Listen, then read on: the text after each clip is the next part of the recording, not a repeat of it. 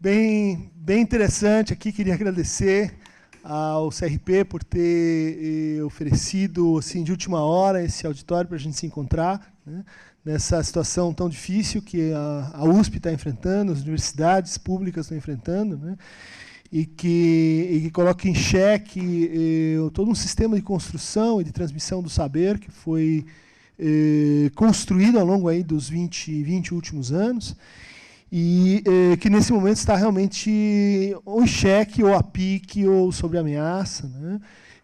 Que é uma pena que a gente não tenha conseguido fazer esse encontro na USP, porque ele versa sobre o que pode ser lido como uma das raízes mais fundamentais dessa crise, né? Dessa crise de investimento, de distribuição, de localização simbólica, do que é a universidade e do que é o cuidado com o saber, né? Que se chama justamente, o nome do mal-estar, né? Pelo menos o nome com o qual nós estamos trabalhando, chama-se neoliberalismo, né? Uma das características mais fundamentais do neoliberalismo é que ele não admite espaços que estariam assim fora da economia, né? Ele não admite formas de vida que não são reguláveis e operacionalizáveis em estrutura de troca econômica, né? Então, saúde, cultura, terceiro setor, educação devem ser vistos e tratados como um negócio entre outros, né? Então, o nosso momento é justamente de retorno dessa hipótese, né, macroscópica da expansão sem limite dessa hipótese neoliberal, né? Bom, então, no nosso encontro de hoje, vamos estudar, e espero que tenhamos um debate interessante depois, o diagnóstico e a clínica na era neoliberal, né? Então, o nosso grupo, composto pelo Hugo Lana, Rafael Lima, Júlia, Catani, Clarice, Vanessa, outros que não puderam estar presentes hoje, o Marcos Teixeira, né? E nós temos nos reunido em torno de alguns ângulos para essa era neoliberal, né? Mais especificamente, nós nos colocamos o seguinte conjunto de perguntas, né? Como que a gente pode reconhecer o neoliberalismo, né, na clínica, né, na história da clínica, na psicanálise e, mais especificamente, nos sistemas ou na racionalidade diagnóstica, né?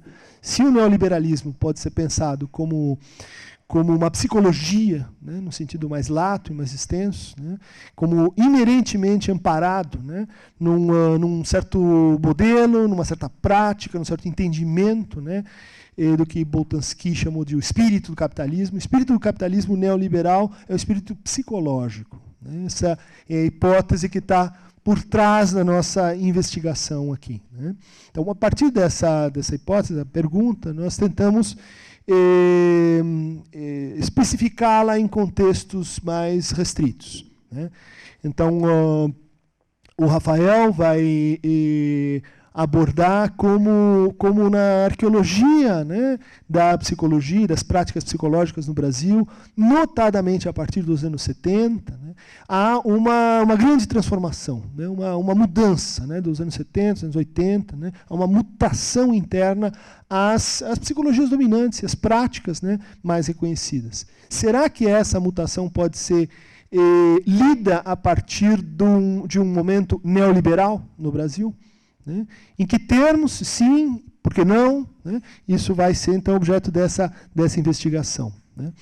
Para melhor entender isso, o Hugo vai nos trazer uma discussão que tangencia esse problema, né, mas, de certa forma, o condiciona, e que diz respeito ao nosso regime de importação de ideias, né, ao lugar social do intelectual, ao tipo de metamorfose, aos destinos, né, que é a chamada geração 68, né, geração que propunha, que tinha no seu horizonte uma transformação, né, do registro do saber, poder, do registro das transmissões universitárias, né, da revolução do desejo, né, uma revolução de costumes e institucional profundamente assim, amparada em noções que derivavam ou que cruzavam o caminho da psicanálise, né, como a própria ideia de desejo. Né?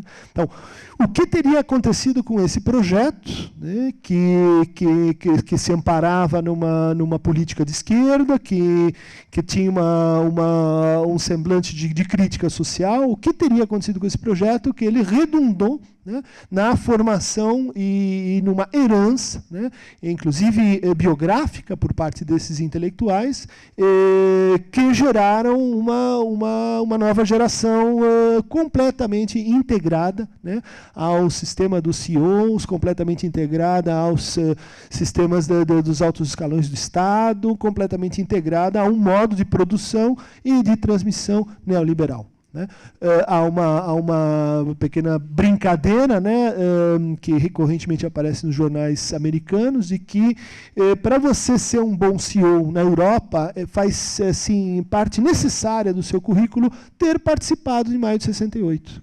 Né? Quer dizer, ter estado nas ruas, ter estado nas assembleias, ter participado daquele movimento, isso é assim o picture, né? Cai muito bem, né, no currículo, no perfil, né, no talento que se requer de um bom dirigente, um bom formador de opinião, de alguém, enfim, que hoje está fazendo parte do establishment. Né? Quer dizer, como é que isso foi possível? Teria sido um acidente, uma contingência histórica, falta de quadros, né? Quer dizer, o que aconteceu com a função do intelectual crítico que ele se casou tão bem com esse novo universo assim neoliberal, né? Concluindo nossa rodada assim de provocações, a gente vai ouvir a Júlia, com um trabalho bastante integrado ao doutorado dela, que é uma apresentação circunstanciada das transformações pelas quais o DSM, né, o Manual Diagnóstico e Estatístico produzido pela Associação Psiquiátrica Americana e exportada para o resto do mundo, notadamente a partir de 1980, né, o DSM-4, também o DSM-3 já anunciava um certo expurgo da psicanálise. O que teria acontecido que, por um outro lado, né, a nova racionalidade diagnóstica, essa que a gente está associando, pode ser que não sejam nexos de fato causais, mas eles são nexos assim, de contiguidade, né, de contágio, que a psicanálise deve deixar, né, a arena do racionalidade diagnóstica, ela deve ser deflacionada, e no seu lugar a gente tem uma nova maneira de pensar o mal-estar, uma nova maneira de produzir diagnósticos, de ler sintomas, que nos envia a uma nova maneira de pensar assim a saúde em geral, a saúde mental em particular, e as práticas de tratamento pela palavra mais especificamente. Né? Então, a Júlia vai trabalhar assim com essa hipótese mais fina. Né? E depois vou fazer um pequeno apontamento, representando a Clarice, sobre o fato de que também é nesse momento, aí, dos anos 70, dos anos 80, que o Brasil passa por uma reformulação muito interessante, que dá origem ao SUS, que dá origem a um novo modelo de saúde, que é atravessado pela reforma psiquiátrica, com o fim, ou pelo menos o objetivo de terminar com os hospitais cronificadores, asilares, né, com um certo modelo medicalista, clinicalista, né, há uma transformação da saúde mental brasileira, né, que também acontece então nesse momento de implantação, de chegada, né, do lacanismo, de um novo modelo de intelectual, de um novo tipo de racionalidade diagnóstica e de um novo entendimento de saúde. Né. Todas essas coisas estão acontecendo na mesma época, no mesmo momento. E a gente quer então testar quais são os nexos internos, né, externos que esses acontecimentos têm entre si. Né. Para começar, eu gostaria de trazer aqui rapidamente alguns apontamentos mais genéricos para que a gente possa consensuar o que nós estamos chamando de neoliberalismo. Né? para o nosso uso, nesse caso, dessa apresentação, né? Quais são os termos, né? Como esse acontecimento foi descrito, né? Uma espécie assim de síntese, né? E eu gostaria então de mencionar a ata, né? A declaração escrita pelos fundadores desse movimento, né? Walter Lippmann, Höpke, Hayek, von Mises, Jack Rueff, Raymond Aron, né? Que se reuniram em 49 no Colóquio de Paris, fundando a Société Montpellerin, né? Montpellerin, e que, a partir de então, lá nos anos 40, né, formam uma espécie de crítica, autocrítica do liberalismo, né, que vai permanecer em estado assim, embrionário, vai permanecer latente, até o seu retorno triunfal nos anos 70, né, com Salvador Allende e o golpe de Pinochet no Chile, né, o contragolpe, né, neoliberal no Chile, e depois com Thatcher na Inglaterra e Reagan nos Estados Unidos. Então, esse, para quem está chegando hoje, né, esse é mais ou menos o esqueleto da história, né? Por que essas ideias nascidas ali no pós-guerra, né, elas ficam tanto tempo, vamos dizer assim, como um circuito de ideias mais ou menos universitárias, históricas, no debate intelectual, e nos anos 70 e 80 elas passam ao ato, né, elas são aplicadas então em regimes e passam a descrever, vamos dizer assim, hegemonicamente a forma como a economia deve funcionar. Então, nessa ata de fundação está escrito o seguinte: os valores da civilização se acham em perigo. O grupo, né, a Société Montpellerin, sustenta que esses desenvolvimentos, né, que colocam em perigo a nossa civilização, vêm sendo promovidos pela ascensão de uma concepção de história que nega todos os padrões morais absolutos e de teorias que questionam o caráter desejável do regime de direito. Ele sustenta ainda, o grupo, que esses desenvolvimentos vêm sendo promovidos por um declínio da crença na propriedade privada e no mercado competitivo. Porque, sem o poder e a iniciativa difusos associados a essas instituições, a propriedade privada e o mercado competitivo, torna-se difícil imaginar uma sociedade em questão que possa efetivamente preservar a liberdade.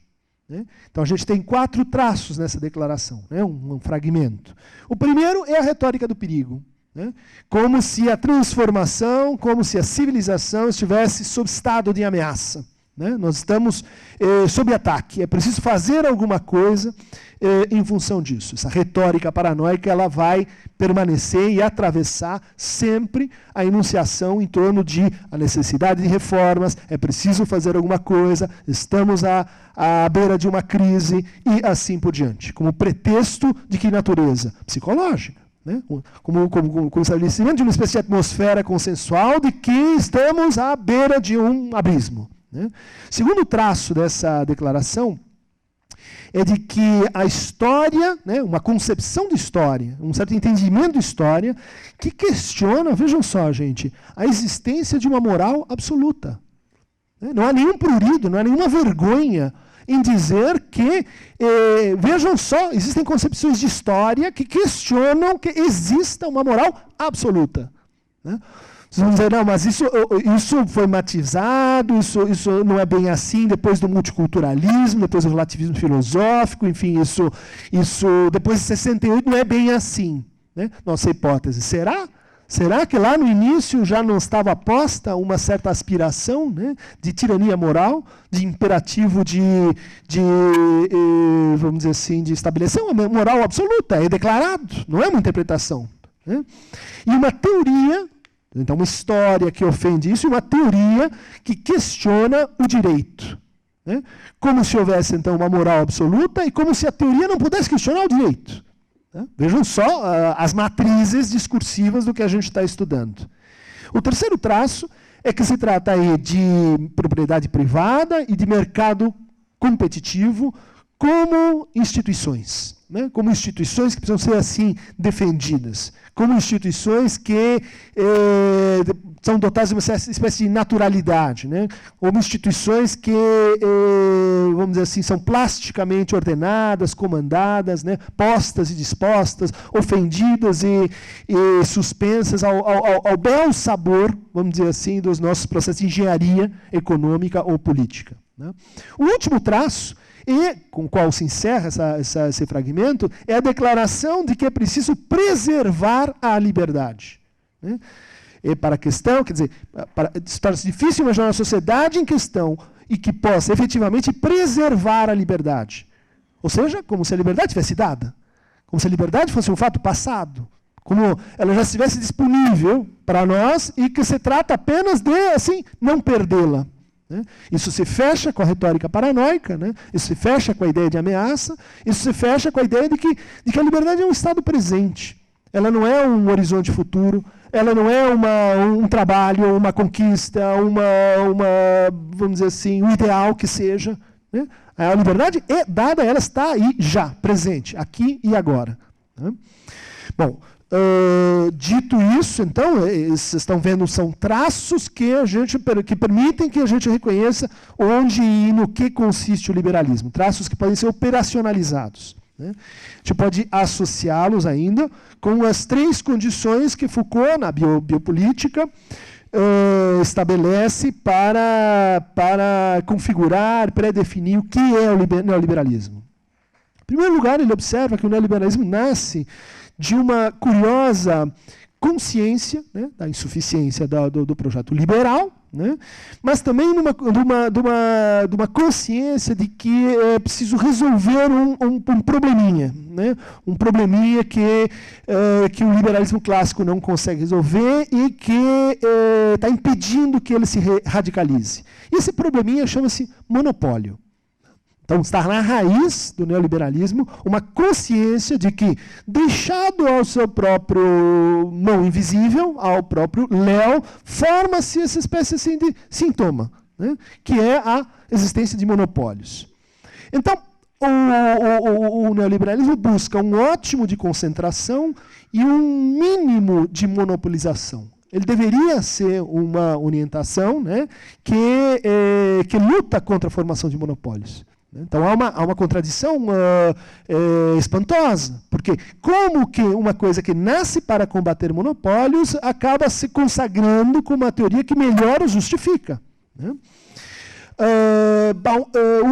Um probleminha assim, que decorre da questão do monopólio é como lidar com a fragmentação das nações e seus regimes jurídicos. Né?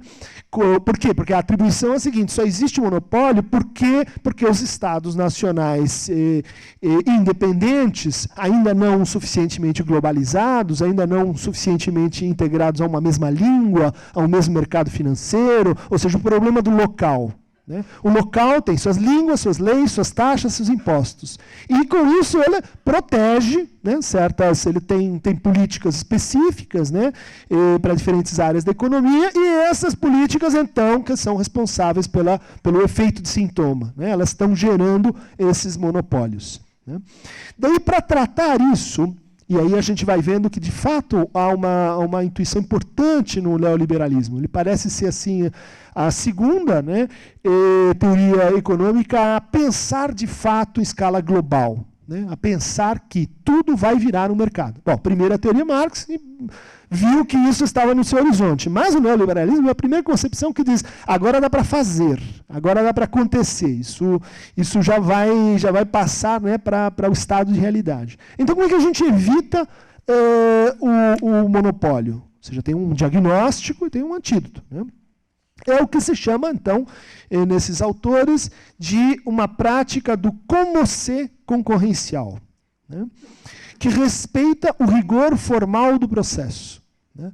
Vejam aqui que há uma modificação, há um entendimento novo. Né? Veja, 49, nós estamos na mesma... Dois anos antes de Ellen Deutsch publicar um clássico dos estudos sobre o narcisismo, né? Que são as personalidades como C. Não? São as pessoas que vivem, né, como se. Então é como se eu estivesse sentindo, é como se eu estivesse fazendo, é como se eu estivesse dizendo, é como se eu estivesse desejando. Né? Todas as experiências dessa forma de vida, elas estão suturadas por uma espécie de metáfora de base que diz, olha, a experiência ela está em recuo. Né? Eu realmente não penso, não ajo, não digo, mas é como se eu pensasse. Né? Esse gap, né, entre o real e o seu como ser vai ser essencial lá para os economistas neoliberais para argumentar o seguinte: mesmo que a gente não tenha ainda um estado de livre concorrência, vamos agir como se ele tivesse dado. Né? Basta agir como se ele tivesse dado, porque uma hora isso vai acontecer. É uma teoria psicológica que a gente tem aqui, gente. É uma teoria, vamos dizer assim, da cristalização, ou da realização da metáfora. Vamos compor uma metáfora, vamos dizer assim, nos acordar quanto a essa metáfora, vamos agir em relação a essa metáfora de forma tão vamos dizer assim, sem recuo, que ela vira real. Esse é o antídoto, esse é o diagnóstico. O segundo traço do neoliberalismo é de que a ação econômica deve ser conforme à regulação e à ordenação. Né?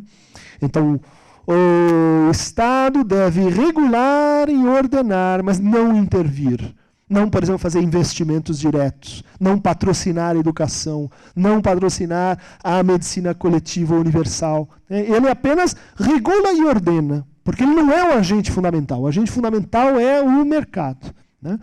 Então, como exemplo das tendências, né, deixado à sua própria sorte e bem regulado e bem ordenado, né, veja a infiltração jurídica que interna ao neoliberalismo, o que vai acontecer? Redução de custos, redução do lucro das empresas, aumento brutal do lucro, redução massiva dos preços e melhoria da produção. Né? Ou seja, isso era um cenário previsto e de fato confirmado. À medida que o neoliberalismo começa a ser implantado, a gente ou percebe, esses são os traços em que a gente pode reconhecê-lo, né? Redução de custos. Ninguém vai discutir que a redução de custo é uma espécie de axioma moral. Né? Não há empresa que não se coordene por essa vigilância permanente de que reduzir custos é bom. E veja que isso vai se aplicar, em seguida, ao próprio Estado. Né? Quanto menos custo, melhor. Quanto menos se gasta, melhor. Só que, bom, fica na penumbra, como é que com menos custo você vai melhorar os processos? Você vai, vamos dizer, aprimorar certas coisas. Tem uma mágica, tem um truque na coisa. Né? Reduzir custos, redução de lucro.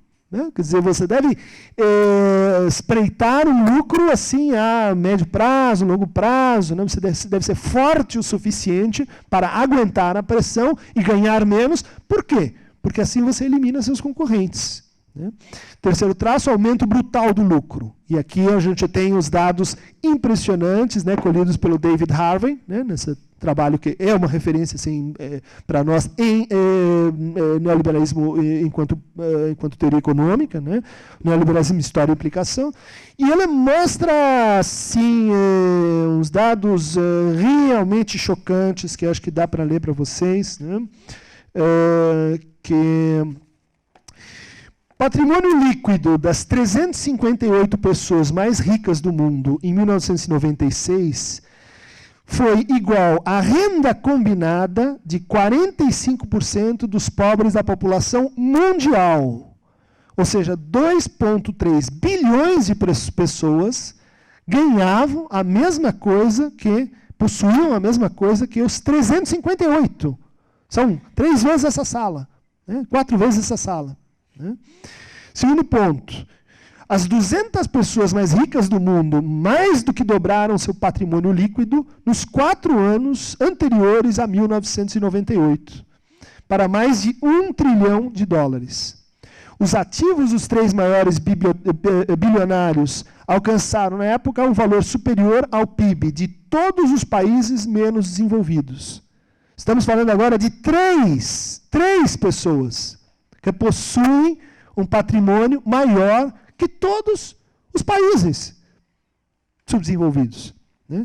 Bom, ele traz esses dados que são assim, contundentes, chocantes, mas a regra é a seguinte: o neoliberalismo ele produz um aumento da riqueza, mas ele produz um aumento para todo mundo, ou para quase todo mundo, mas um aumento exponencial da riqueza dos mais ricos. Né? Ou seja, o neoliberalismo é uma espécie de justiça bíblica. Né?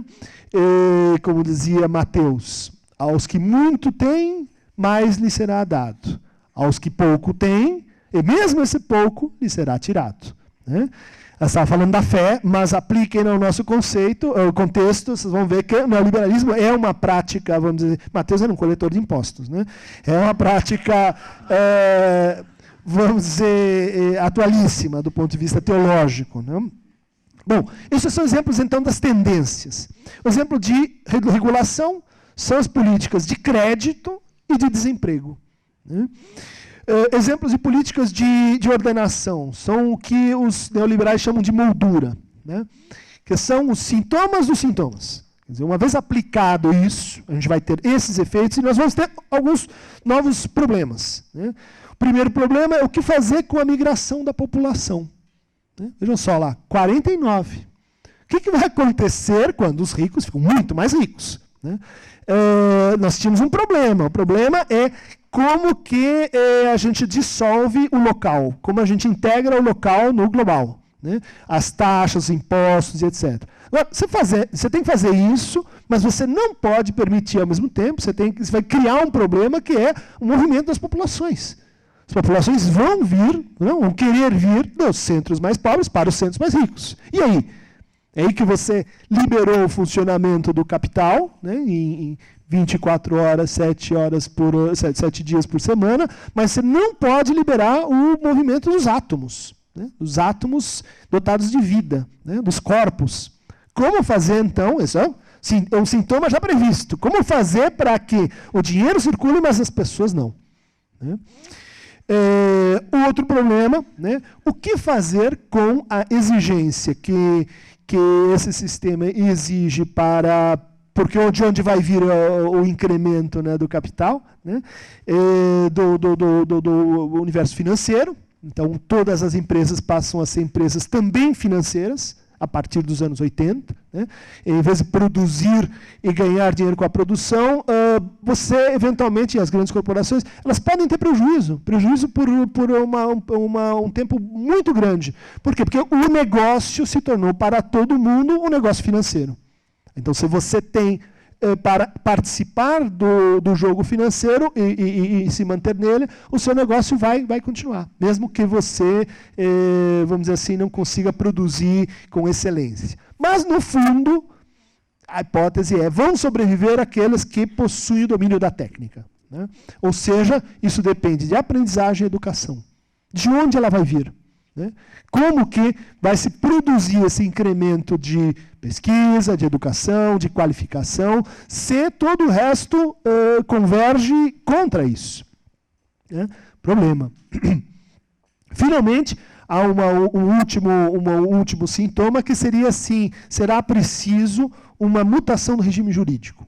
Né? O que a gente chama de lei em 49 vai ter que mudar, né? Vai ter que ser entendido de uma outra maneira, quer por sua escala mundial, quer pela superação das idiosincrasias locais, mas a gente vai precisar mudar o registro da lei. Né? E isso, de fato, nós vamos discutir aqui, porque a erecção, né, dos sistemas diagnósticos com valor normativo, né, infiltrado com força de lei. Né? Então, se você tem um diagnóstico, você tem acesso à cidadania, você vai ter cobertura do Estado, você entrou num discurso. Né? Bom, mas para fazer isso, você precisa de uma série de operações jurídicas intermediárias, né, entre a letra da lei e a aplicação da lei. Né? São o que a gente chama de os gestores da lei. São aqueles que manipulam a lei segundo, vamos dizer assim, certas conveniências cujos fins não são intrínsecos àquela atividade. Né? Que manipulam a lei sobre a saúde sem se orientar para a saúde. Que manipulam as leis sobre a educação sem se orientar para a educação. Que manipulam as leis sobre a cultura sem se orientar para a cultura. Essa reversão, esse impasse é constitutivo e efeito da universalização do paradigma neoliberal. O último traço, para a gente passar aqui para as comunicações, diz respeito ao fato de que isso tudo vai acontecer, né? Liberalização, aumento redução do lucro das empresas, redução dos custos, estrutura financial dos negócios, né? Redução massiva dos preços, tudo isso vai acontecer e, ao mesmo tempo, vamos ter um bem-estar social, né? Essa é, vamos dizer assim, aquilo que sobrou do projeto liberal, né? Nós vamos fazer acontecer o projeto liberal, né? Aquele que envolvia a ação direta do Estado, né? Para a produção da felicidade dos povos. Nós vamos conseguir isso sem o custo, sem a interveniência do Estado, sem esses problemas que vêm junto com o liberalismo tradicional, né? Como é que isso vai se dar? A partir do consumo socializado de bens materiais e simbólicos, a partir da elevação e integração ao consumo dessas áreas, desses bolsões de resistência, né? Ou seja, na medida que a medicina se organizar orientada para o consumo, na medida que a cultura se orientar para o consumo, e na medida que a subvenção à existência e à vida das famílias, né, vamos pensar isso no nosso contexto, também se orientar para o consumo, se obterá, então, esse estado de bem-estar social. Por quê? Porque ele implica uma espécie de realização da liberdade prática, né? Quer dizer, exposto à possibilidade de escolher com quem você quer ser tratado, isso vai te levar ao engajamento em processos nos quais você está, assim, legitimamente pertencendo, né? E, ao que parece, se dá exatamente o contrário, né? A política econômica não deve buscar a igualdade, mas tornar produtivas as desigualdades. É isso que é, então, vendido como o seu estado de bem-estar, né? O seu estado de bem-estar é o quê? É a produtividade, é um sentimento de produtividade, um sentimento de autorrealização, uma vida bem vivida, é aquela na qual a sua diferença para com os outros, né, é produtiva, é sentida como produtiva, né? Ou seja, é esse estado em que você entende a sua vida como uma aventura baseada na gestão de riscos, né? Bom, a privatização do consumo e da renda, da política social, a flexibilização das regulações jurídicas, a serviços dos fins, isso tudo redundou, segundo a hipótese do nosso grupo de trabalho, numa espécie de axioma em que todo mal-estar, né, deve ser reduzido à sua forma de sofrimento, né? Ou seja, o que o neoliberalismo descobriu já lá com von Mises e sua praxeologia e com Hayek é que o sofrimento é capital, de que a gente pode agenciar o sofrimento, que a gente pode transformar o sofrimento em um produto. E como é que isso pode ser feito? Isso envolve operações de tradução, né, do mal-estar, quer dizer, a diferença, a desigualdade, a pobreza, bom, tudo que você pode colocar nessa conta que Freud escreveu com o mal-estar, né, a noção de Unbehagen.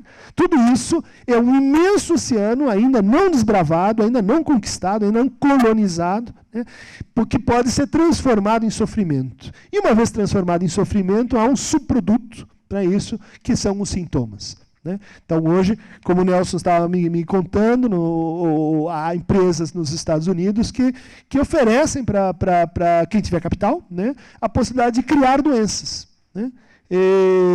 A criação de doenças, porque a doença é um bom negócio, né? Como é que isso se dá? Você tem uma série de pesquisas, as pesquisas elas descobrem tratamentos para uma determinada coisa, né? E elas costumam descobrir isso de forma assim errática, né? Quer dizer, eu estou pesquisando a doença cardíaca e eu vejo que os cardíacos, quando tomam lítio e são bipolares, eles melhoram. Então, descoberto o carbolítio como tratamento para a antiga psicose maníaco-depressiva, né? Quer dizer, isso está acontecendo não só na doença mental, não só no transtorno mental, mas está acontecendo em toda a medicina, né? As pesquisas, elas produzem, confirmam uma coisa ou outra, mas elas descobrem outras coisas, né? Essas outras coisas são, então, um patrimônio imenso, né, de produtos, né, que podem ser, então, usados já de saída, né? Você conta, você vai de trás para frente, você tem a cura, e daí basta que você invente que aquilo é um sofrimento, que aquilo remete a uma tradução de um certo mal-estar, e de que, portanto, aquilo se torna um produto. Tudo bem? Então, esse é nosso ponto de partida sobre o que estamos chamando de neoliberalismo. Vamos escutar, então, primeiro Hugo, né? Bom, pessoal, bom dia. Obrigado por terem vindo. Então, a ideia aqui é falar um pouco da influência do neoliberalismo, para além um pouco das práticas de diagnóstico e práticas clínicas e do diagnóstico social realizado por pensadores como Lesch, enfim, e Furedi, que pensou uma cultura da terapia, os processos de terapeutização, né, da vida social, como diversos âmbitos da vida social e práticas e comportamentos foram entendidos como práticas a serem curadas ou tratadas, enfim. Enfim, a chegada disso e a apropriação disso pelo âmbito organizacional, administrativo, com de jure, ou seja, a psicopatologia da vida do trabalho, né, da vida organizacional, enfim. Todo esse diagnóstico, ele, enfim, deixa bastante claro isso que o Christian trouxe, da apropriação diagnóstica e clínica do neoliberalismo, do sofrimento, do que se entende como sofrimento mental ou psíquico. Mas, ao largo um pouco disso, o que eu queria discutir com vocês é um pouco o contexto de maio de 68 para frente, um pouco as bases epistemológicas do que foi produzido, por exemplo, em psicanálise e outras abordagens do sofrimento psíquico e suas relações com o neoliberalismo. Às vezes não tão diretamente, não tão claras, não tão diretamente conectadas, enfim. É um ensaio aqui com vocês, queria que vocês pudessem contribuir e participar. É importante isso porque a França, como o Christian falou, ela é um núcleo de pensamento neoliberal, né, a partir do Congresso de 49. E a Société Montpellier, enfim, nos anos 70, ela recebe uma afluência de novos economistas, inclusive auto-intitulados novos economistas, que vão modificar um pouco o pensamento neoliberal. A partir daí, mudam também a forma de engajamento do intelectual na sociedade. Né? Não só os novos economistas, como todo o processo dos anos 70, enfim, de engajamento intelectual e dos intelectuais na sociedade, e era a época que, enfim, Foucault, Lacan, Guattari, enfim, teóricos muito relevantes para a implementação de clínicas e bases epistemológicas que são críticas ao neoliberalismo estavam se dando. Né? Bom, então, a partir de 68, o modelo profético do engajamento passa a sofrer um acentuado declínio, atingindo em cheio os privilégios do intelectual, que, autônomo em relação aos partidos ou a qualquer organismos políticos, se punha a representar os interesses gerais, uma universalidade personificada e estilizada por seu carisma. Em pouco tempo, as ideias, até então exclusivamente universitárias, ou enclausuradas em ensinos quase esotéricos, como a formação psicanalítica, por exemplo, assumiriam as trilhas do mundo pelos atos iconoclastas de uma imaginação política em situação limítrofe. A dicção intelectual e seus maneirismos para uma movimentação fundada na ação direta, levada a efeito conjuntamente por distintas organizações políticas e grupos militantes, não foi um fenômeno que tenha surgido ao reboque dos protestos que marcaram o fim dos anos 60. O incremento e a transferência do prestígio e legitimidade da produção ideológica para o universo prático da esquerda, daquilo que, por exemplo, Bourdieu chamou de capital simbólico, caracterizaram um modelo de intervenção política dos intelectuais. Né? Então, nesse momento, havia um modelo de intervenção da intelectualidade a ser construído, muito com base nos acontecimentos de 68, que, enfim, fazia uma crítica do marxismo muito grande, dos modelos de luta política, dos partidários, da universalidade do pensamento marxiano, por exemplo. O que pode explicar ao menos o advento de dispositivos como, entre outros, foram criados, propostos dispositivos por diversos desses intelectuais. Como o caso mais notório é a École de la Cause freudienne, do Lacan, que é uma instituição que ele montou nessa época, né, já no fim da sua vida, nos anos 70. E é esse momento de pós-68. Né? A especialização resultante do fortalecimento das ciências humanas, somadas à crescente divisão do trabalho e a prevalência do paradigma científico, é muito importante isso. Os novos economistas, por exemplo, foram transformando esse lugar do economista, do lugar do economista preditor de eventos, uma espécie de mago enclausurado na sua torre, para trazer a economia uma espécie de cientificação, né? A economia agora, todos eram, por exemplo, desse movimento dos novos economistas, todos eram acadêmicos, menos de 40 anos, de escolas muito bem-sucedidas, muito prestigiosas na França, e o que eles propunham é uma cientificação da economia e sua relação com a sua apresentação em meios midiáticos, né? Uma relação muito conectada com a mídia, com os jornais, com a televisão, os canais de televisão, que se manteve e que teve efeito, por exemplo, uma relação.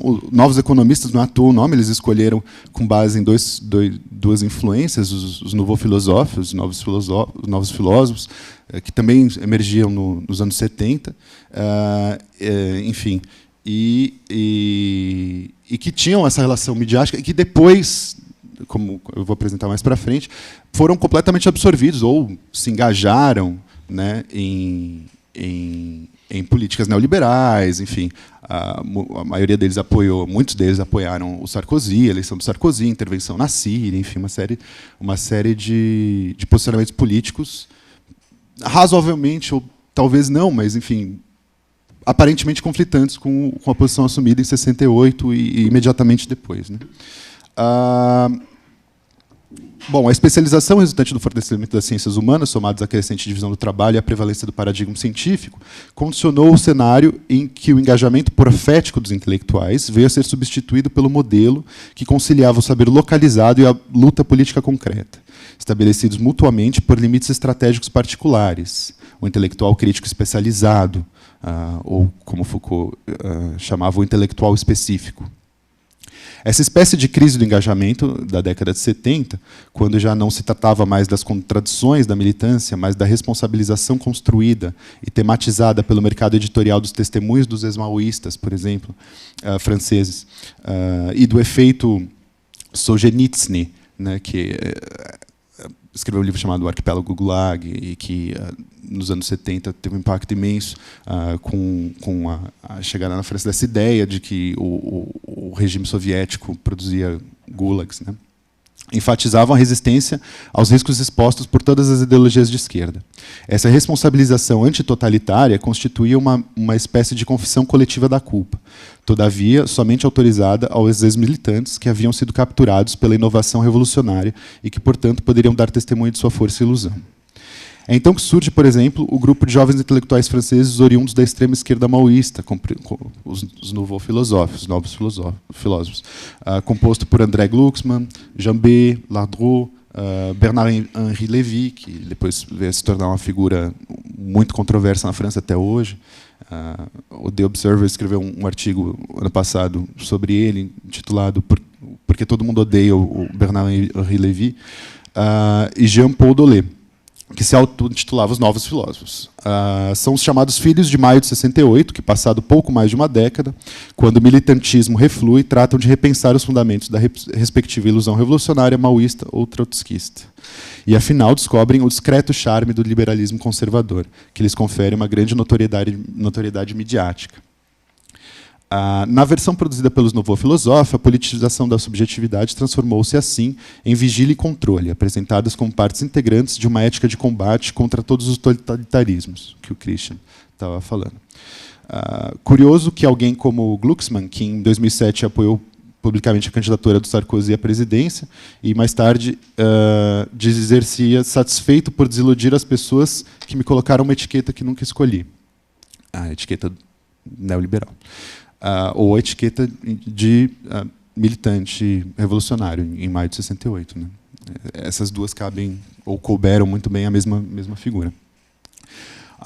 Por exemplo, o apoio que ele deu à política direitista de Sarkozy terá, porventura, chocado mais o público não terá chocado mais o público do que quando, em 99, defendeu a intervenção contra a Sérvia na Guerra do Kosovo, ou apoiou, por exemplo, a intervenção militar, a solução militar no Iraque, em 2003.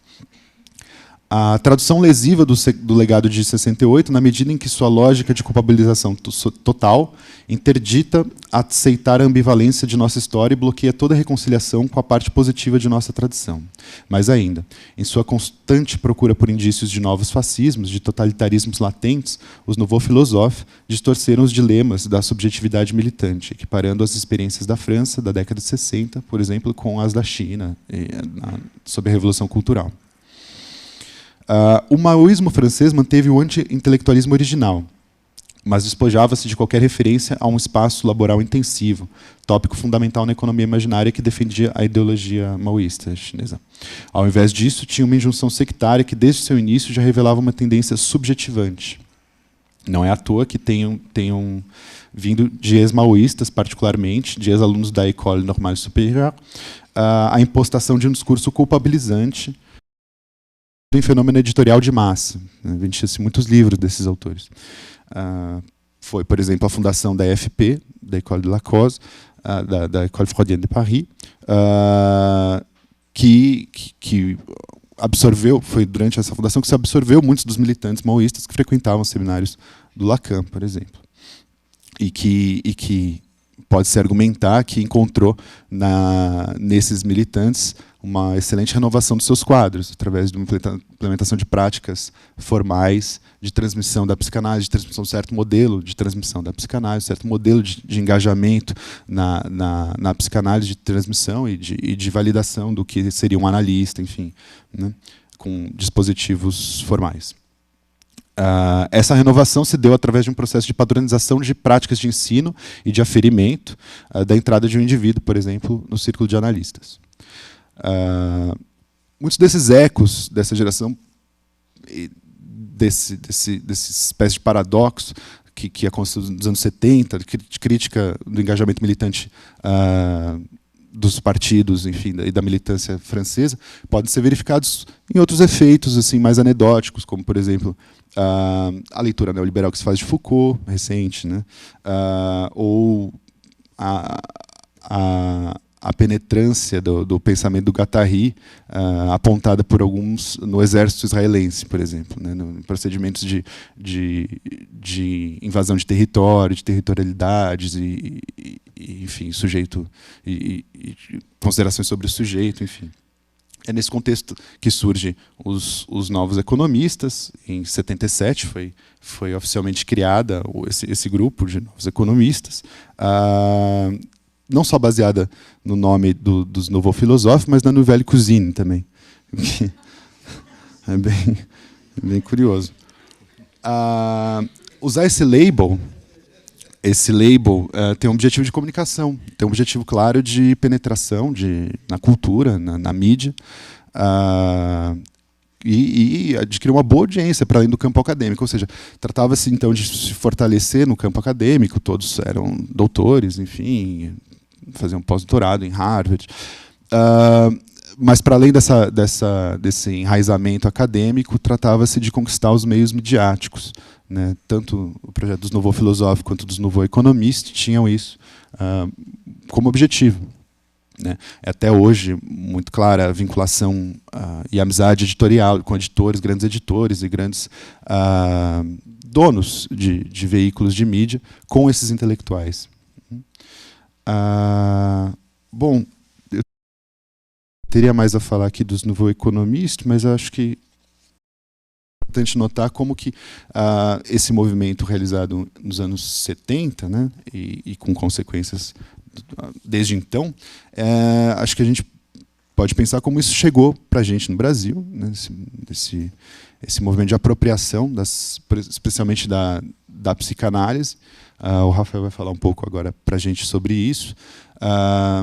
Mas a nossa recepção de práticas clínicas, diagnósticas, no Brasil tem muito que ver com esse momento de teorização, de valorização epistemológica, de crítica ao marxismo dessa época e de tentativas de estabelecer práticas clínicas e diagnósticas que passassem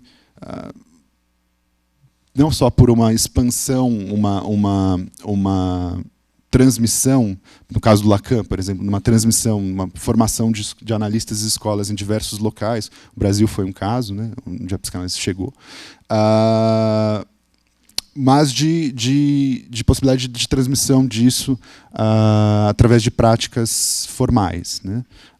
Bom, vou passar a palavra para o Rafael agora. Obrigado. Bom dia.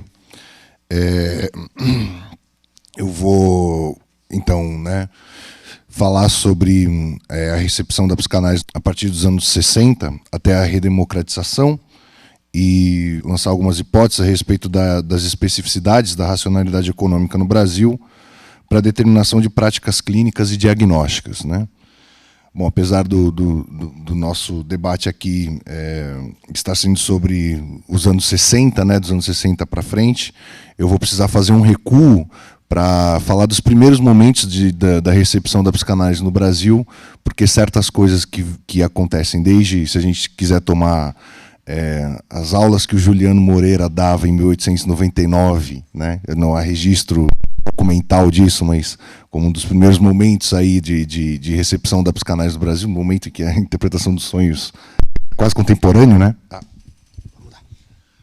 Né? A gente é obrigado a fazer um certo recuo e em um determinado momento aqui do texto que eu vou ler, a gente vai discutir isso que o Hugo trouxe e que o Christian apontou também. Bom, já são bastante conhecidos os trabalhos realizados por historiadores da psicanálise no Brasil, dedicados aos primeiros momentos de recepção da experiência freudiana pelas disciplinas PSID e então. Em um trabalho recentemente publicado, Rafael Dias de Castro reconstrói o projeto de Brasil empenhado pelos psiquiatras leitores de Freud dos anos 20 e 30, delineando a tese em que a sublimação do id em ego civilizado, é esse o título do trabalho dele, estaria no horizonte de um projeto higienista, cujo acento à problemática racial é notável. Desde os trabalhos de Nina Rodrigues, sobre a paranoia nos negros, por exemplo, trabalho clássico de 1903, havia em solo nacional uma espécie de psiquiatria baseada em degenerescência, que justificava categorias diagnósticas pela problemática da miscigenação, que, por sua vez, estava diretamente ligada à questão da impulsividade violenta e homicida na loucura.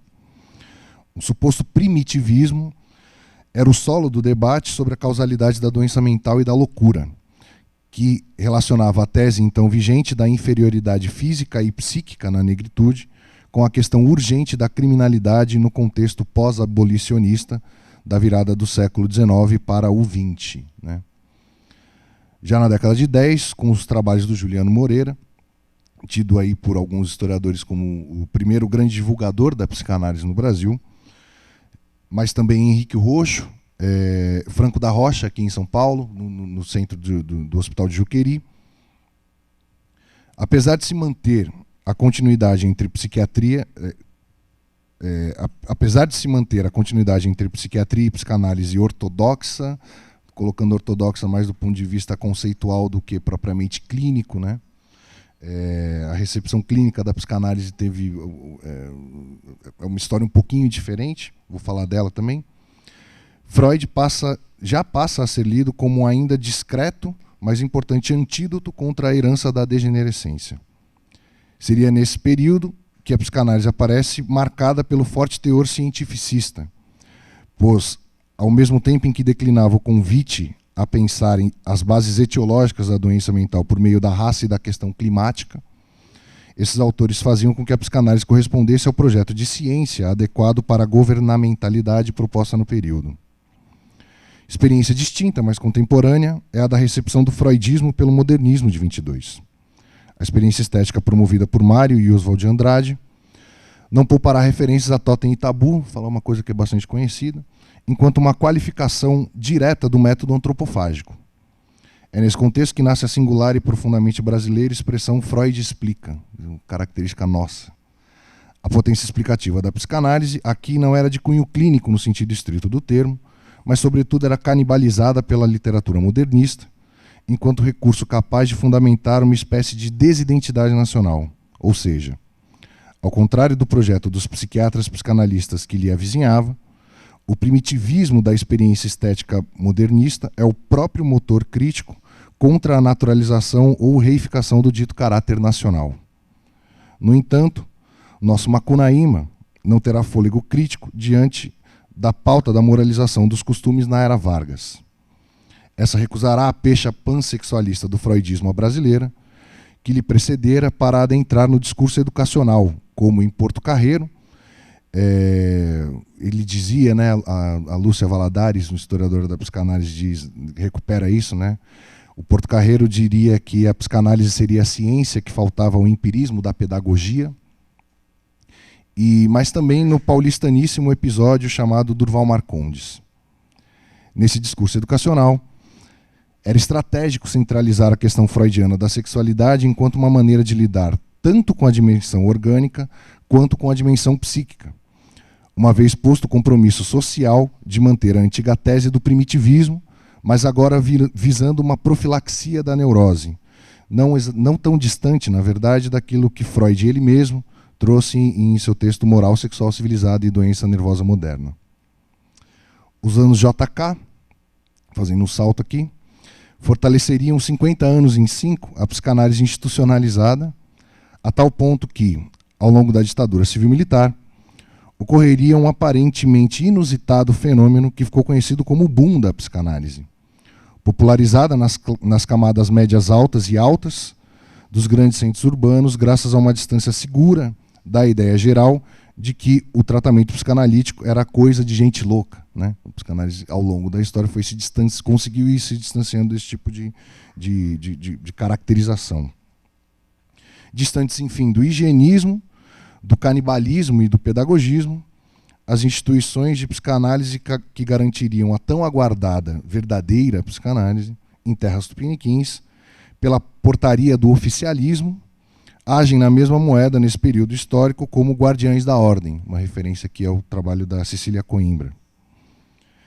Em favor da pureza asséptica do método clínico, a posição do analista sem memória e sem desejo, à maneira de Bion, manteve e impulsionou privilégios comuns a analistas, candidatos a analistas e pacientes pertencentes às mesmas classes sociais. As vozes dissonantes da época, que a princípio vinham de fora, passam a vir de dentro mesmo da psicanálise após o conhecido caso Amilcar Lobo, médico psiquiatra, candidato à formação psicanalítica na Sociedade Psicanalítica do Rio de Janeiro e torturador no DOI-CODE do Rio de Janeiro. Graças especialmente às denúncias da Helena Besserman Viana, também dispensam apresentações, fartamente conhecida, e propagadas pela boca de Hélio Pellegrino, Eduardo Mascarenhas e tantos outros psicanalistas cariocas, o caso, apesar de reconhecidamente discutido na bibliografia vigente, parece ainda hoje ecoar de modo sóbrio e moderado no que diz respeito ao cinismo, à hipocrisia e à negação seletiva da psicanálise no que diz respeito à implicação política durante os anos de chumbo. Resta saber a quem interessa mantê-lo como um caso isolado, incapaz de informar sobre o estado atual da psicanálise no Brasil. Há ainda, por fim, um exame a ser realizado, isso daqui de particular interesse para as nossas pesquisas, no pós-ditadura imediato, no que diz respeito aos autores da psicanálise que procuraram compreender o que é a brasilidade. Autores de diferentes extrações teóricas, enfim, vocês devem conhecer os trabalhos de gente como Luiz Cláudio Figueiredo, Contardo Caligares, Otávio Souza, Fantasias de Brasil, bem como dois dos precursores do lacanismo no Brasil, né, que é o M.D. Magno, Magno Machado Dias, e Beth Milan. Engajaram-se cada qual à sua maneira, são diferentes os projetos, mas existe um traço geral de compreensão dos aspectos subjetivos que formariam uma identidade brasileira específica. Se quisermos colocar um texto, hoje considerado clássico, nessa discussão, que é o Pacto Edípico, Pacto Social, do Hélio Pellegrino, encontraremos aquilo que sobrevoa, né, de certa maneira, essas teses, de que a verdadeira psicopatologia, né, o diagnóstico definitivo do qual o brasileiro padeceria, seria a impossibilidade de levar a sério as instâncias simbólicas. Né, uma espécie de relação frouxa com a lei, que justificaria em chave moral o famigerado Estado semi-civilizado, popularmente conhecido como jeitinho brasileiro, cujas raízes em nossas categorias clínicas e diagnósticas remontam, daí justifica o recuo que eu fiz no começo, ao início do século sob a alcunha do primitivismo. O nosso percurso aqui se faz necessário para organizar a rede discursiva que torna possível a instalação da psicanálise no Brasil. Sob o risco de termos passado rápido demais e ao largo de desdobramentos importantes, que provavelmente nos levariam a outros desenvolvimentos, cabe aqui, a essa altura de nossa pesquisa, identificar o espectro ideológico que ronda a psicanálise à brasileira, né? Uma maneira que a Jane Russo, uma pesquisadora do Rio, chama, que abarca desde a estratégia biopolítica de controle sobre os corpos até uma política neoliberal aparentemente crua em suas pressuposições, mas profundamente normativa na determinação dessas mesmas categorias clínicas e psicodiagnósticas. Para delinear tal espectro que origina a figura antropológica do brasileiro cordial, eternamente no quase lá da civilização ideal, ou seja, o brasileiro suposto e necessário em um horizonte normativo comum, faz-se necessário em nossa pesquisa historicizar não apenas os momentos e as condições de recepção do freudismo no Brasil, mas também inferir a serviço de que tais cruzamentos discursivos estão em cada um desses momentos.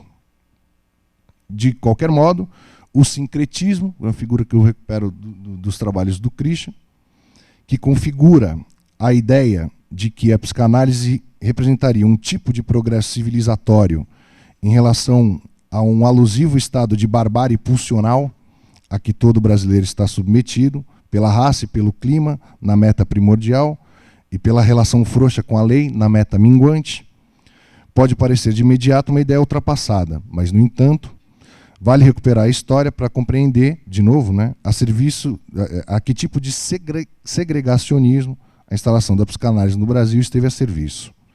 Do bárbaro ao ilustrado, do bestial ao esclarecido, do silvestre ao cosmopolita, temos aqui um primeiro trastejado diagonal que nos permite pensar historicamente no que foi chamado, em uma das nossas últimas reuniões, de matriz fundamental da psicologia implícita do sujeito neoliberal, né, nas conversas anteriores, com o grupo do Nelson e do Vladimir. Não estariam assim o individualismo, a disciplina, o cálculo orientado pelo princípio de utilidade e outros valores ou princípios gerais do neoliberalismo, orientando esse projeto de Brasil e de brasileiro, pactuado pelos psis em seus modelos de gerência das subjetividades ditas nacionais? Em que medida não teriam sido esses mesmos valores que aprovaram o boom da psicanálise durante a ditadura civil-militar, reunindo analistas, candidatos e pacientes das mesmas camadas sociais em busca desse objeto A versão tupiniquim, que é a civilidade perdida desde sempre?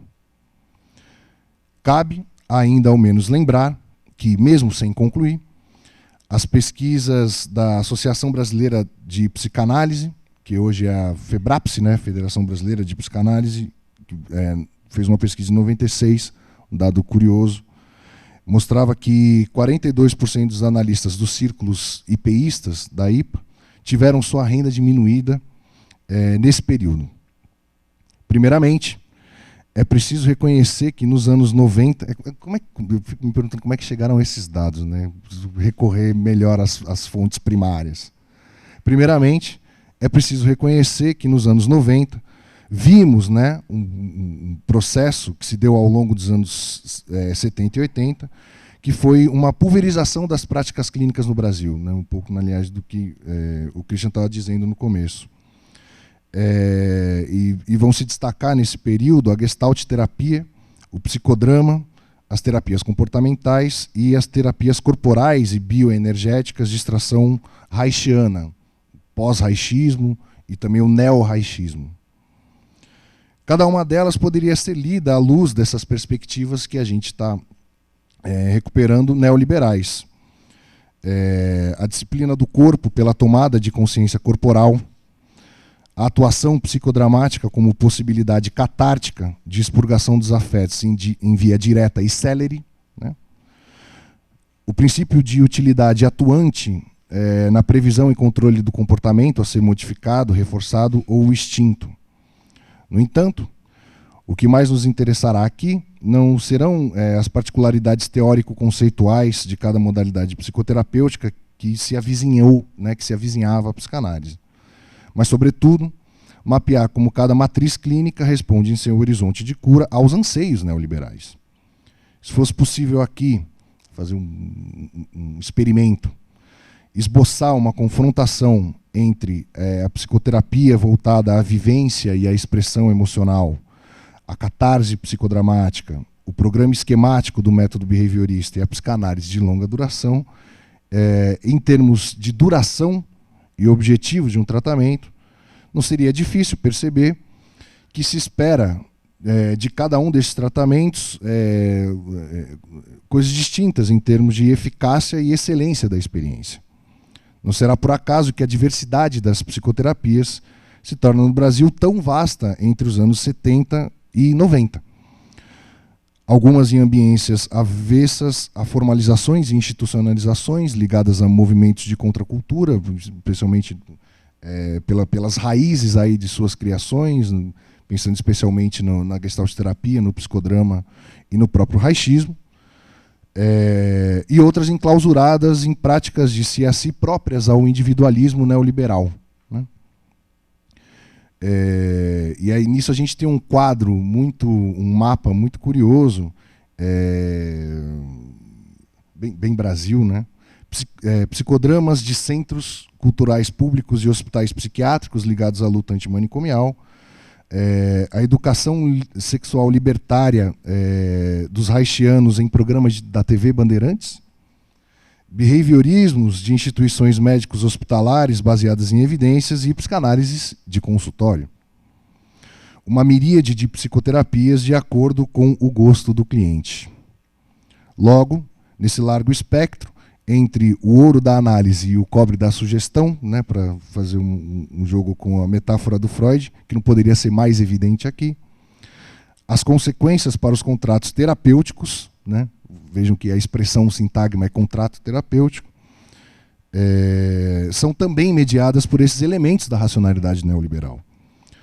Basta lembrar das teses de Gessé de Souza, em A Ralé Brasileira, quando ele afirma que não é que os laços e contratos entre os sujeitos da dita ralé são mais frouxos em relação à lei, como quis crer certa sociologia clássica, e por que não dizer certa psicanálise também brasileira, mas que esses são mais curtos em sua duração, ou seja, há neles os mesmos votos de lealdade e fidelidade a programas comuns. A diferença consiste no esvaziamento de uma perspectiva de futuro que diminui o prazo de validade do contrato, mas não o voto de legitimidade desse próprio contrato. Por um lado, não parece mero acaso que tal diminuição de renda se mostra verificável há 20 anos, em um momento em que o lacanismo, justamente, se encontra já bem instalado no Brasil, impregnando uma modalidade do fazer clínico em que preço de sessões se flexibiliza contiguamente com o tempo de duração das sessões em um curto-circuito autojustificativo. Por outro lado, não parece também mero acaso que tal diminuição de renda, das pesquisas da antiga Febrapse, seria o resultado inevitável da diminuição da procura, efeito colateral de um certo discurso da neutralidade e da abstinência, pautado por um certo bionismo, que justifica o recuo despolitizante, eu escrevi aqui, não seria arriscado dizer, acho que é arriscado dizer, mas ainda assim eu o digo, de fundo colaboracionista dos psicanalistas diante da violência de Estado no Brasil, desde a ditadura até a presente transição. De qualquer modo, o percurso da psicanálise no Brasil parece diametralmente oposto às aspirações as aspirações e inspirações das policlínicas de Berlim, principalmente, mas também as de Viena e Budapeste no entreguerras. Qual seja, uma psicanálise que encontre certa trégua para acertar as contas com um projeto que o próprio Freud ousou prever em 1918. Faço questão de citar esse parágrafo num texto chamado Linhas de Progresso, Psicanálise. Eu cito Freud. É possível prever que, mais cedo ou mais tarde, a consciência da sociedade despertará e lembrar-se-á que o pobre tem exatamente tanto direito a uma assistência à sua mente, quando o tem agora a ajuda oferecida pela cirurgia e de que as neuroses ameaçam a saúde pública não menos do que a tuberculose, de que, como esta, também não podem ser deixadas aos cuidados impotentes de membros individuais da comunidade. Quando isso acontecer, haverá instituições ou clínicas de pacientes externos, para as quais serão designados médicos analiticamente preparados, de modo que homens que de outra forma cederiam à bebida, veja, 1918, mulheres que praticamente sucumbiriam ao seu fardo de privações, crianças para as quais não existe escolha a não ser o embrutecimento ou a neurose, possam ser capazes pela análise de resistência de trabalho eficiente. Tais tratamentos serão gratuitos. Pode ser que passe um longo tempo antes que o Estado chegue a compreender como são urgentes esses deveres. As condições atuais podem retardar ainda mais esse evento. É curioso falar isso quase 100 anos depois e as condições atuais continuam retardadas, né? Em que pese o fato de permanecermos quase 100 anos depois, nesse mesmo atraso, justamente, ainda está para ser pensado com a devida pungência o fato de que, a despeito dos avanços recentes e lentos nessa questão, ainda permanecem em larga medida excluídos do círculo psicanalítico de analistas e candidatos e pacientes também, negros, pobres, índios, transexuais, por exemplo. O desafio aqui é pensar sem justificar tal exclusão por meio de argumentos que lhes são externos, como as dificuldades de acesso à educação básica e necessária para se tornar analista, né, um argumento fora do circuito, mas procurando entender quais justificativas serviriam de base para historicamente formatar essa nossa psicanálise que, de tão brasileira, trouxe para dentro de si as mesmas contradições inerentes à nossa fartamente conhecida desigualdade social. Eu vou, como o Christian já tinha antecipado, falar sobre o DSM como racionalidade global, num esforço de poder pensar, então, os estudos psiquiátricos aí a partir dos anos 80, mas também, como o Rafa, fazendo um recuo aí para tentar entender a história e o panorama do DSM, como ele surge, ainda que, enfim, rapidamente. Então, tem-se aí um esforço de tentar pensar a questão do diagnóstico como sendo universal e como a possibilidade de que você faça um mesmo diagnóstico em qualquer lugar, em qualquer cultura, que aí, enfim, o êxito, se assim podemos dizer, do DSM, que se pauta aí em outros estudos, como, a saber, o de Lacroix, de John Grant, de Breed e de tantos outros, William Farr e outros, como também a bem conhecida, ainda que num esforço, num objetivo diferente, a CID, a Classificação Internacional de Doenças, né? Então, em 1952, o manual surge aí, o manual, o DSM, com o qual eu vou me debruçar um pouco mais, na tentativa de, depois de um período de pós-guerra, lidar com o cenário americano dos soldados que retornavam aí para o contexto civil, extremamente traumatizados e estressados, com um panorama um pouco diferente do que era visto no contexto dos americanos, que sofriam, adoeciam por uma questão de transtorno de humor, fundamentalmente. Esse primeiro manual surge como um esforço ainda bem pautado, assim como o DSM-2, em 1968, bastante debruçado aí com a questão da psicanálise e com um diagnóstico, um esforço entre a neurose e a psicose. O DSM-2 surge com o intuito de pensar na questão de que ele pudesse ser mais fortalecido e mais disseminado, ainda que bastante restrito por conta dos membros da APA, da Associação Psiquiátrica Americana, que ainda eram em grande maioria psicanalistas. Essa virada, que é o que a gente tenta aí sustentar aqui para pensar a questão do neoliberalismo em 1980, portanto, na terceira edição do manual. Aí eu vou pedir um pouco de paciência, porque eu vou ler para ir mais rápido, numa tentativa de mais rápido. Então, ela traz uma ampla descrição nosográfica, justificado por uma maior precisão quanto ao uso do diagnóstico e uma tentativa de facilitar as pesquisas na saúde mental.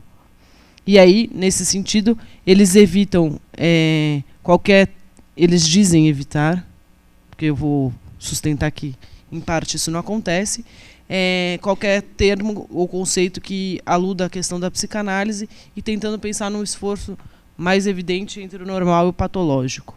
Essa mudança, então, de paradigma que eles dizem que se pauta quase que exclusivamente num esforço do manual ser ateórico, tem muito mais consequência, e é isso que a gente vai tentar pensar aqui, poder pensar aqui, nas consequências que isso tem para a população em geral, inclusive até hoje. Então, o abandono das categorias psicodinâmicas trazem com isso novas categorias que priorizem não só a questão de que antes vinha sendo os adoecimentos psíquicos, mas fundamentalmente para pensar os comportamentos. E com isso você tem uma quantidade de sobreposição de diagnóstico e uma maior quantidade de descrição, uma vez que se pauta pelo comportamento. Essa terceira edição, que surge em 1980, é considerada mais revolucionária, que representou um grande avanço para a psiquiatria, apostando na estabilidade e na clareza da comunicação. E com isso na ideia de que qualquer profissional da saúde pudesse se valer do manual para poder, enfim, contribuir com as questões de diagnóstico e de tratamento. E aí, com isso, rejeitando a questão da psicanálise, o que antes era bastante fundamental, que era a intuição do entrevistador, do médico, isso é deixado de lado para que se crie métodos epidemiológicos e um consenso de grupos de trabalho para funcionar aí, que prevalece até os dias de hoje, inclusive com a 5ª edição do DSM. E aí, sendo mais revolucionário, essa terceira edição do DSM cria um sistema multiaxial que vai ser abandonado na 5ª edição do DSM, mas com a possibilidade de avaliar distúrbios mentais e de personalidade, distúrbios físicos, as interferências sociais e os fatores estressores para o funcionamento do paciente. A 4ª edição, aí em 2000 já, sendo que, para rapidamente só citar, teve aí entre o DSM-3 e o DSM-4, teve a primeira revisão feita, e aí que representa uma ruptura entre a Associação Psiquiátrica Americana e a OMS, ainda que essa ruptura tenha sido retomada depois, mas porque a APA se adianta e, sem comunicar os autores da Organização Mundial da Saúde que fariam uma colaboração nos manuais psiquiátricos, eles fazem então uma revisão para dizer que eles querem corrigir e tal, e não comunicam os autores da OMS, e isso representa, enfim, uma desavença, inclusive política, aí para a história da psiquiatria. A 4ª edição, então, surge em 2000, e aí já com quase totalmente desvinculada aí a psicanálise em prol de uma posição neo-orgânica. E aí a ideia é fundamentada nas pesquisas e nas questões educacionais com base empírica, fundamentalmente. Continuaram sendo feitas alterações, inclusive se sustenta a ideia de transtorno, com a noção de que transtorno não significaria o que a pessoa, enfim, mas sim como ela está naquele momento. Uma tentativa de, também nessa ideia de romper com a psicanálise, de pensar na questão de que aquele paciente está adoecido naquele momento e não um paciente histérico que chega aos consultórios, aos pronto-socorros e tal, como uma noção de que aquela paciente funciona daquele momento, mas está funcionando daquele momento, por isso tem um transtorno que precisa ser corrigido. E isso, né, também no intuito de evitar ridicularizações, que eram o que eles alegam, que sobretudo os pacientes histéricos sofriam. E aí chegamos então à última edição do DSM-5, publicada em 2013, que, segundo, enfim, antes de ser publicado, alguns teóricos tinham uma grande expectativa de que seria muito mais revolucionária e que prometiam mudanças e progressos, mas que, segundo alguns teóricos e críticos, isso pouco foi feito. Tem algumas redefinições, mas muito pequenas, fundamentadas na questão dos sintomas para os críticos, e novamente representando aí uma questão de uma fragmentação de categorias. É isso um pouco que a CID-11, que estava prometida para ir para 2016, que deve sair em 2017 ou 2018, que é romper. Então, inclusive, tem um estudo feito numa revista francesa de que a expectativa é de que a CID-11 tenha menos categorias e menos seja enxugada para tentar evitar essa pulverização de diagnósticos, mas voltando à essência. Então, o que os críticos dizem é que se não seria isso uma tentativa de retroceder ao DSM-2, com possíveis ressalvas, ainda que não vá, enfim, retroceder e incluir a psicanálise, mas tentar aí que os teóricos e os agentes de saúde mental possam escutar muito mais aqueles pacientes, o adoecimento, o sofrimento psíquico, do que se deter aí a questão dos comportamentos.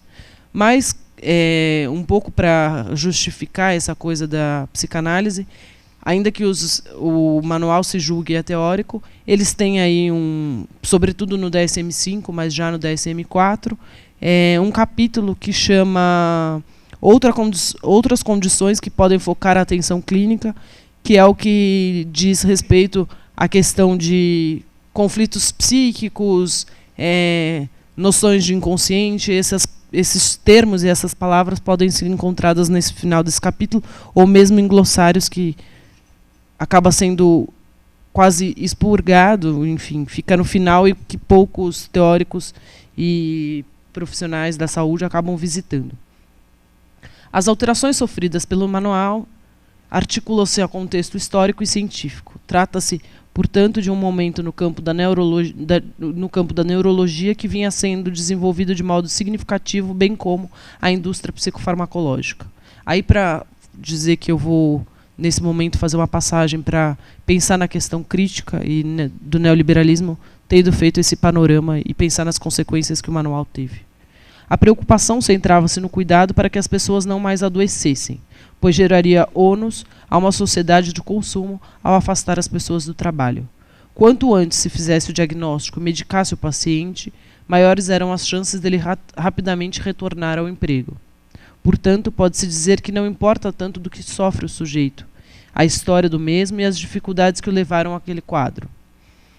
Foi assim que o DSM, a partir da terceira edição, foi sendo organizado, não mais com base no indivíduo, mas sim com base no consumo de massa. Aí, portanto, o DSM elimina todas as referências de uma causalidade psíquica ou histórica, sem deixar espaço aos acontecimentos traumáticos da vida do paciente. Tudo é programado como se a vida humana pudesse ser medicada. A cura transferencial, ou simplesmente pela palavra, é invadida como técnica... invalidada, invadida, bom.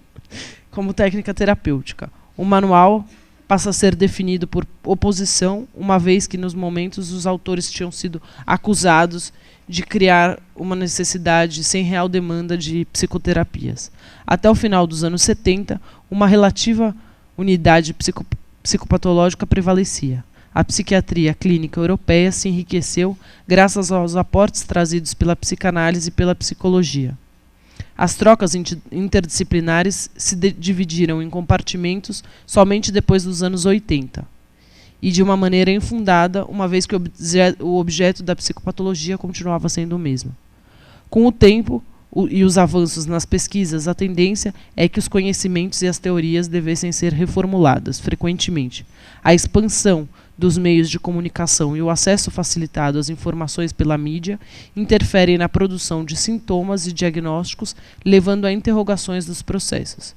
Pode-se perguntar se a proliferação dos diagnósticos na população estaria atrelada a conhecimentos científicos que, por maior precisão, permitem identificar o que antes não era possível, por falta de recurso, ou se os diagnósticos, por serem amplos o suficiente, permitem que os pacientes sofram ou sejam, enfim, encaixados em algum tipo de transtorno correspondente.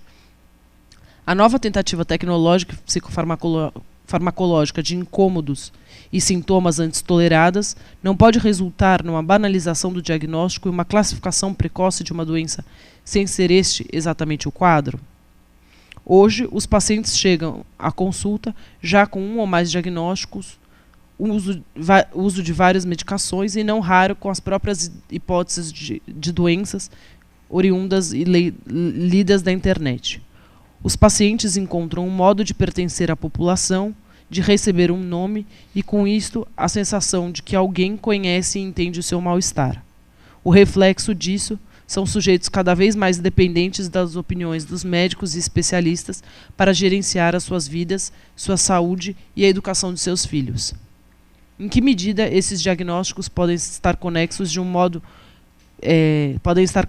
com um modo de gestão de sofrimento social?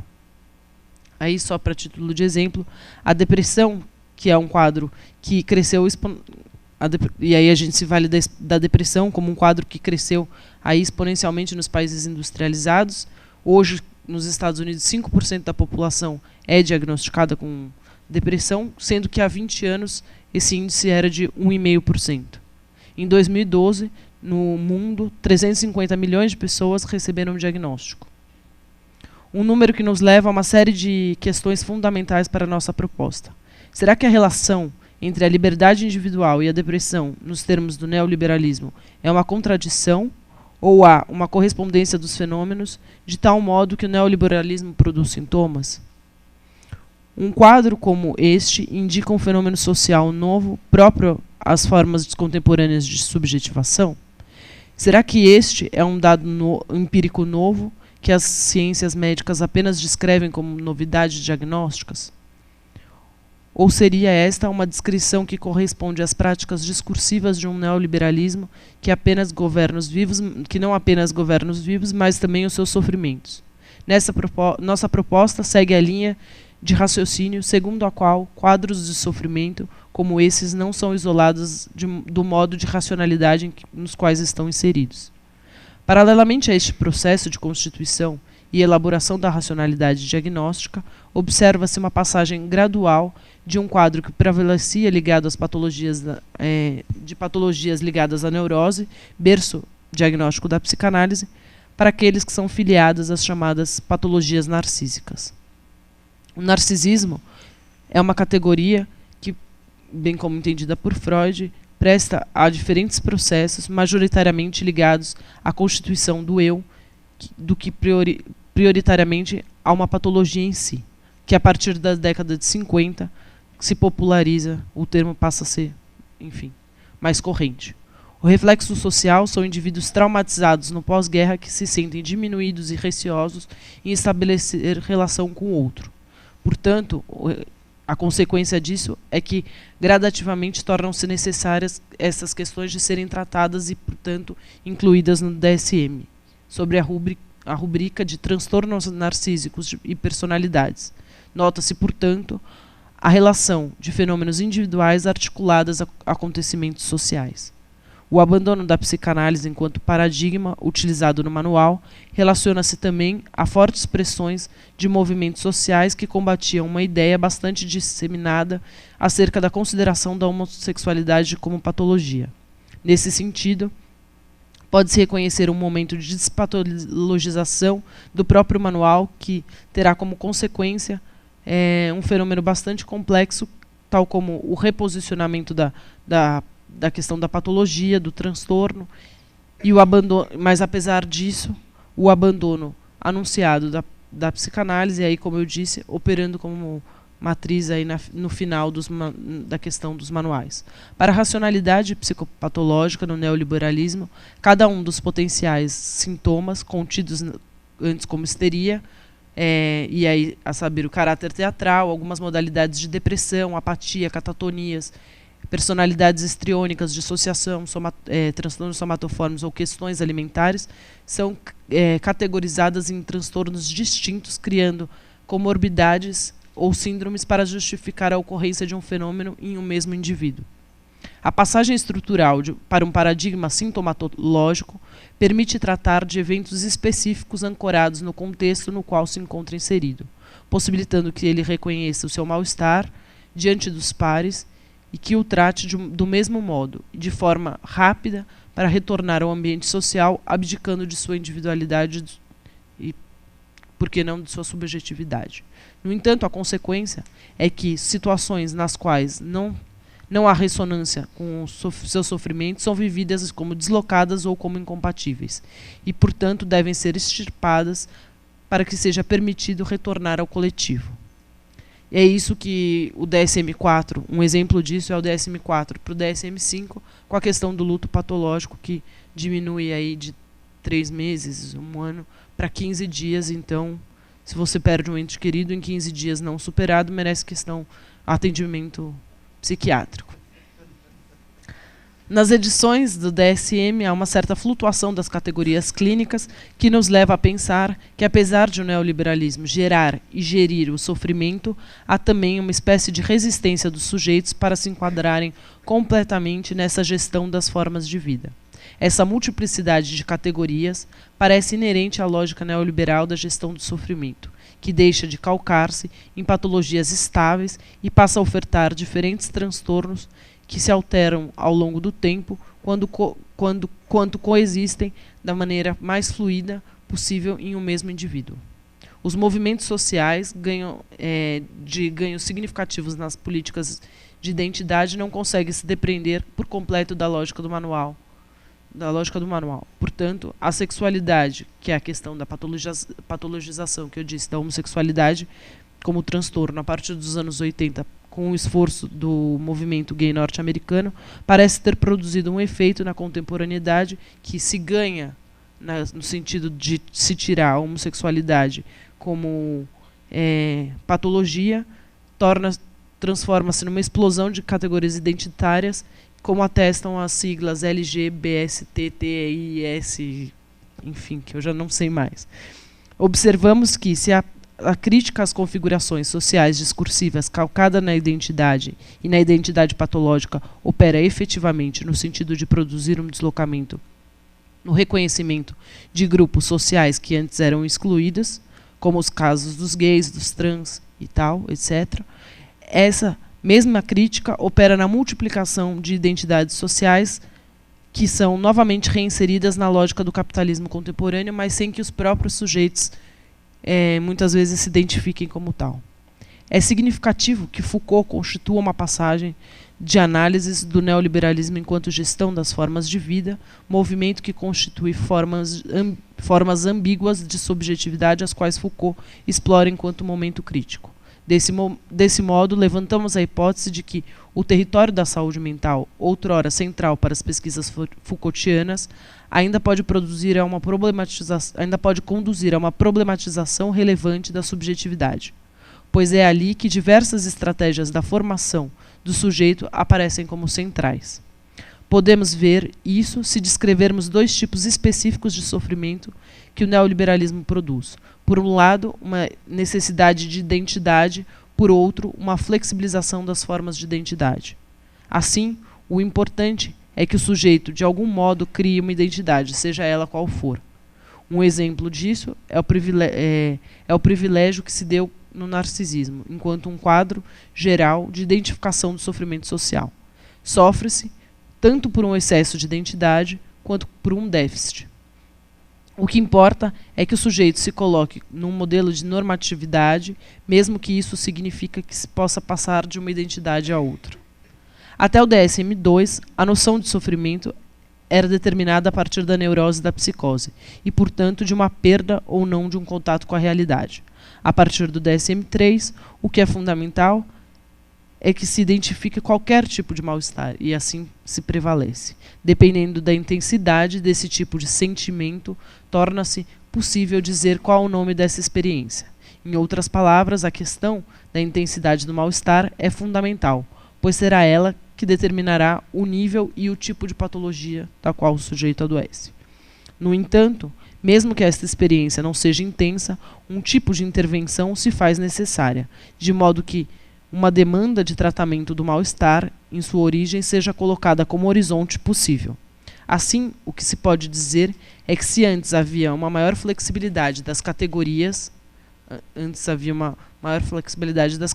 mas que não possibilitava que determinados tipos de sofrimento pudessem ser identificados. A partir de então, portanto, do DSM-3, da década de 80, todo e qualquer incômodo pode receber uma nomeação. Importa ao sujeito, hoje, estar num lugar, ainda que este o leve a uma patologização de categorias. Nesse sentido, o DSM vem como um instrumento fundamental que permite o hibridismo e necessidades com as quais o paciente possa se adaptar e pertencer a um grupo. Encontrar forma de nomear as suas próprias experiências, sem que se faça necessário narrar e pensar acerca de sua história, pois já lhe surgem diagnósticos e classificações que possam lhe servir como âncora.